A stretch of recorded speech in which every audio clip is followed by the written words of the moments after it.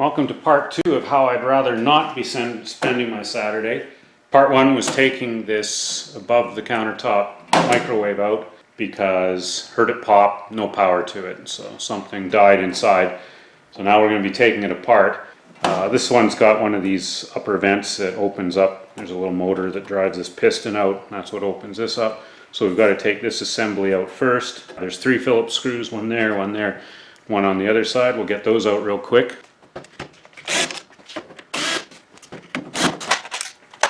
Yeah, now this is really dirty, so this is a good time to clean all this stuff up. It's greasy too, it's greasy dirt. We'll zip out the motor screws. So that little motor assembly can be pushed back. There's 4 Phillips screws in front. There's several up here, 1, 2, 3, 4, 5, 6. Just go all the way around. There's 2 on the sides, there's 4 on the back, I believe. 2, 3, 4, yeah. And then this whole top should come off. So we've got all the screws out. But there's still stuff attached in here.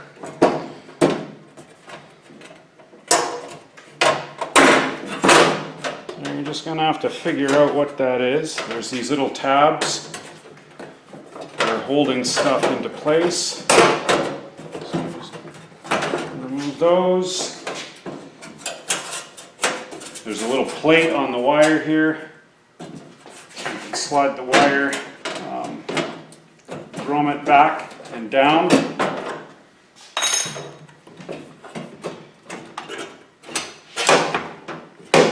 And then this whole assembly should just lift off.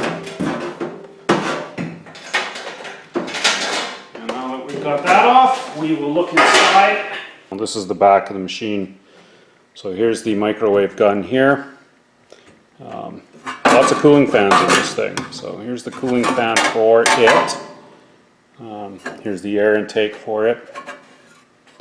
So it draws air from those front vents, brings it back through this snorkel, and then blows it across the cooling fins. Here's our big exhaust fan for the exhaust.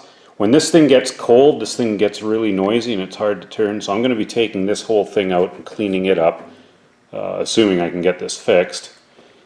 And coming over here, this is the high voltage generator in this white plastic here. There's another fan for it, so it's blowing cold air, again, coming in off the front and blowing it out the back. And you can see the high voltage wiring going over these 2 red wires. They're tucked under here, I assume, and then they come up here. What we want to get at is underneath here, because I heard the pop and everything went out. If just the microwave went out, you know, you could suspect something in the high voltage side of it or the gun itself, but everything went out. So we're going to have to see where this power goes, and it goes into a board underneath, and there's actually a little ceramic fuse in there. Zoom in on that little guy. Yeah, it might be as simple as that fuse blowing, but I don't know. Something tells me it's more than that. We might even take the front display off to get at that circuit board for the input for the power. So there's just 2 screws that came out up here. I should note there was the plastic on here, it just crumbled. It's brittle as hell. So to get this out now, once you take those 2 screws out, the panel will just slide up and out. And on the back, there are lots of connectors. Got the panel off, the connectors here, they are all color coded. It's pretty much impossible to plug any of them into the wrong socket on the board. The only one that I did want to make sure that you could get backwards was this one, and I just wrote top on it, so I know it's oriented this way when we plug it back into the board. This is the input power board. You know, big chokes, big caps on it, so this is just cleaning the power before it goes to anything else. And that's where that fuse is. It's behind there. If this is just a fuse issue, I wouldn't have had to pull this out of the cabinetry. Wouldn't have had to take it off the wall. You could get at it just by removing this panel. just take this board off and we can get at that fuse, or I can get at it from the top. Fuse is right down there. Just got our multimeter out on continuity. Hands are probably in the way. So no continuity on that fuse. So the fuse is blowing. So it'd be nice to think this is just a fuse problem, but why did the fuse blow? Now it could just be a weak fuse that finally popped, or is there too much current being drawn and that's what took out the fuse. So we'll replace the fuse and see if it pops as well. So whatever you do, don't just assume it's the fuse only and just, jumper it just to see if it works, because then you probably take something else out if there's something else buggered in here. Here's the fuse that I pulled out if anyone's interested. It's bus fuse, ABC, 20 amp, probably rated at 250 volts. Lo and behold, got one. We'll give it a go.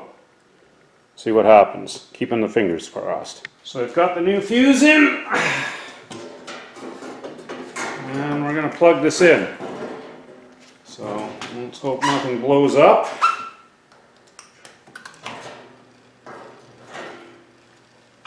That part of it works. Light works. Now the telltale sign is going to be to start it. So I'm just going to get a glass of water and throw it in there. And if that fuse blows as soon as we hit start, then we know there's something wrong with the high voltage generator, or maybe even the gun. We've got our mug of water here. We will put it in. And I'm just going to see if the fans work. But let's just see if this thing works. So we'll go 1 minute. Now if we hit start and we hear a big pop, we know something else is wrong. Oh, there we go. Unfortunately, it's not something simple. So we tried. Starting into the diagnostic of this unit, this microwave. It, by the way, is an NNP295, and its replacement model, I looked it up, they're about $800 Canadian. So yeah, I want to spend a little bit of time with this, and if I can fix it, I'm definitely going to. However, it's starting to get dangerous at this point. This is high voltage stuff. The stuff we checked first, pretty basic. You can't really light yourself up on fire. But when you start looking at the high voltage board, or they call it the inverter on these things because this uses the inverter technology where it can actually throttle the magnetron output, which is pretty cool. It's not just cycling it on and off at lower powers, it's actually creating less microwave radiation. The first thing I'm going to do is check the magnetron here. It's a Panasonic. The model number is 2M261-M32. And I looked this up online on Panasonic's site. There was a tech bulletin, and it basically says to probe across the two magnetron leads, and you should get under 1 ohm. And quite low resistance. So here we're at about 0.2 ohms. It shouldn't matter if we switch the leads or anything. It's not polarity sensitive. So 0.3, 0.2 ohms, meaning the filament isn't burnt out. So that's good. And then the other test is to see if either of these are shorted to ground, or shorted to the case of the magnetron, in which case we're not. We're getting an OL, open lead. We'll just do this one too. That tells me the magnetron's good. There's also a test for, there's 2 switches in the door assembly, and those can sometimes cause that fuse to blow.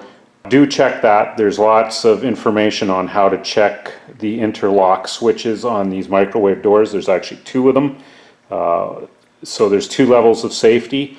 If one switch fails, the other one will short out the power and blow that fuse, but I checked those switches and they're fine.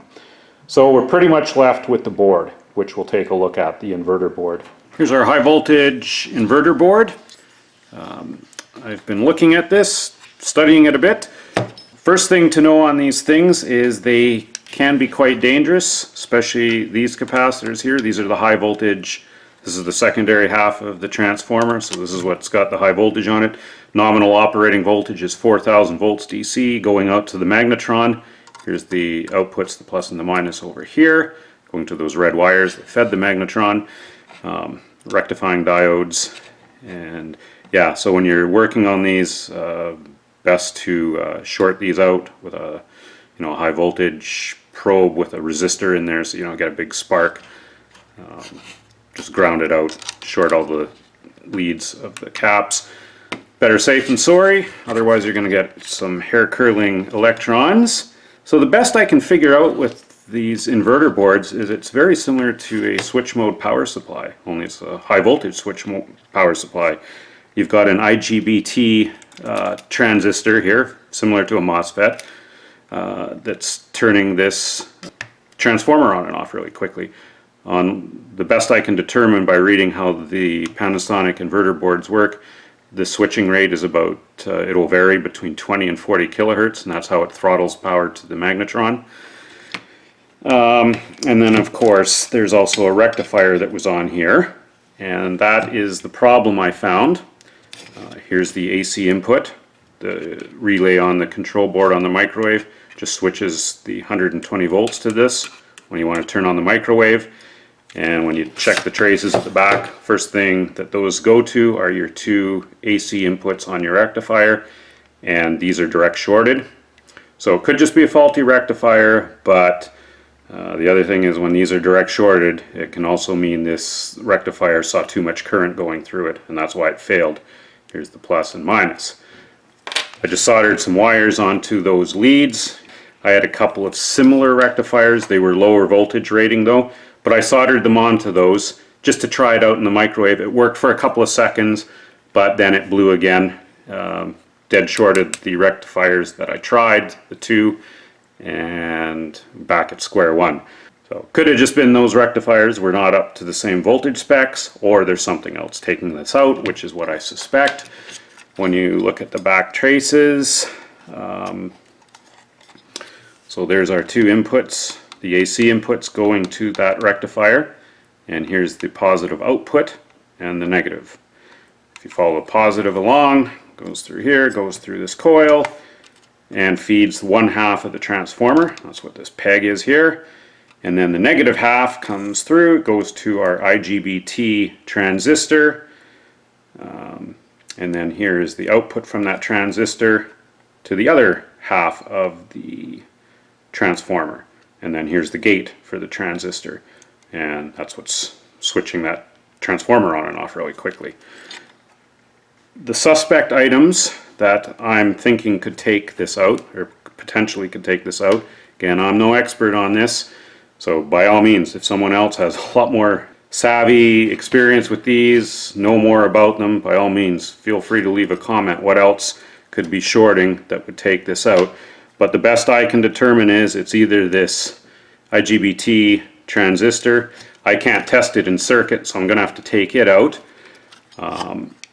These two caps are directly across the positive and negatives. So if they are shorted, they don't seem to be, but those could also be taking it out, and of course the transformer could be taking it out. The primary coil could be shorted. When I probe this coil, it's got about 0.5, 0.4 ohms resistance.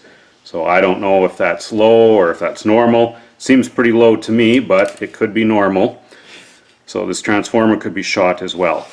But I thought for, 20 bucks or so, I'm going to get a new rectifier, I'm going to get a new transistor, and maybe get new caps, and I'll put those in, see if it works. If it blows up again, then yeah, we're going to have to get a new board. The board number, by the way, for this, again, this is the Panasonic NNP295, is F66456G02AP. When I look online, no part number like that, so I suspect it's been superseded by another one. I found lots of Panasonic inverter boards. They look identical to this, same component layout and everything. slightly different part number. So I'm going to have to contact a few of these places and find out if they've got a replacement for this specific one. Prices seem to range from 50 to 150 bucks depending on where you get them. And the actual part number, you might notice there's a lot of big high voltage isolation slots in here. Lots going on back here. Probably a microcontroller, not really sure. Tons of little SMD stuff on the back side of this board. And yeah, you know, with this high voltage stuff, again, I'm not comfortable with it. And my limited experience, when something fails on these, you can have cascading failures throughout. I would like to throw some components at it first, just to see if that might fix it. So that's about it for now. I'll probably do a follow-up video, or I will, once I get either new components and it works, or if it doesn't, new board, or if all of that was for naught and I ended up having to get a new microwave in the end, which a lot of folks might think, well, yeah, why don't you just do that anyways? Well, the primary reason is you get a new microwave, probably a completely different mounting system. So you're looking at cutting different holes, mounting holes, who knows of the mess. It'd be just so much nicer to have this one fixed. You just slide it back into the same hole and we're done with it. Anyways, that's it for now. Cheers, folks. Have a good one.